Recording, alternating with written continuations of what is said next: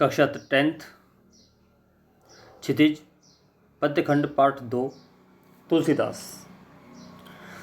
जन्म संवत 1589, मृत्यु संवत 1680। जीवन परिचय देखते हैं। तुलसीदास का जन्म उत्तर प्रदेश के बांदा जिले के राजापुर गांव में संवत 1589 के लगभग माना जाता है। इनके पिता का नाम आत्माराम था, जो एक सरयू पारीण ब्राह्मण थे। इनकी माता का नाम हुलसी था। कहा जाता है तुलसीदास अभुक्त मूल नक्षत्र में पैदा हुए थे। अभुक्त मूल नक्षत्र से तात्पर्य है अशुभ नक्षत्र। तथा जन्म लेते ही इनकी अवस्था 5 वर्ष के बालक के समान थी। मुंह में दांत भी निकले हुए थे। भय की आशंका के चलते माता पिता ने इन्हें त्याग दिया तथा मुनिया नामक दासी को दे दिया, जिसने इनका पालन पोषण किया। इनका बाल्यकाल कष्टपूर्ण बीता। कवितावली, जो कि तुलसीदास के द्वारा ही रचित है, तो कवितावली में लिखते हैं कि मातु पिता जग जाय तजो विदहू न लिख्यो कछु भाल भलाई। मातु पिता अर्थात माता पिता ने जग संसार में जाय तजो, संसार में ला करके तजो त्याग दिया, परित्याग कर दिया अर्थात छोड़ दिया। विदुहू न लिखो, विदुहू विधाता ने, न लिखो नहीं लिखा, कछु भाल भलाई कुछ भी मेरे भाग्य में अच्छा या अच्छाई नहीं लिखी है। इनके गुरु का नाम नरहरिदास बताया जाता है। इनकी पत्नी रत्नावली विदुषी थी। विदुषी अर्थात ज्ञानी स्त्री थी। किंतु किसी कारणवश वैवाहिक जीवन अधिक समय तक न चल सका।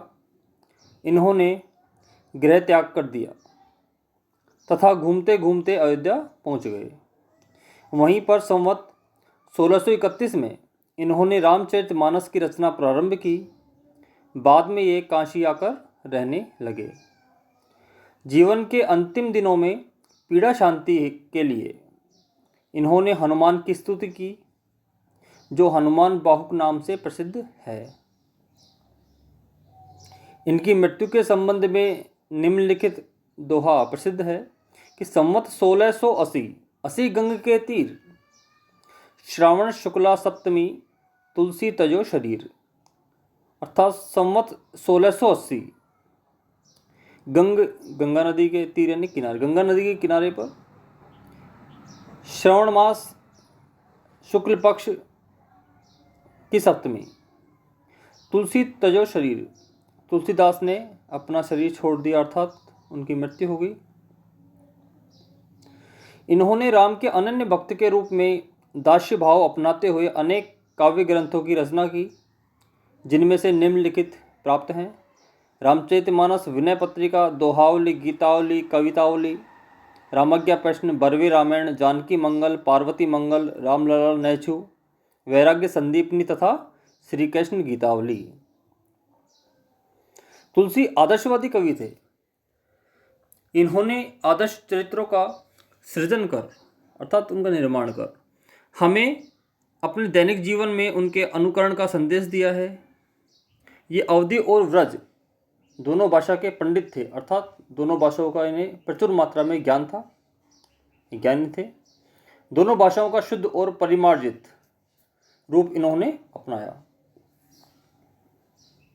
पाठ परिचय देखते हैं। लक्ष्मण परशुराम संवाद रामचरितमानस के बाल्यकांड से उद्धृत है, उतारा गया है, लिया गया है। धनुर्यज्ञ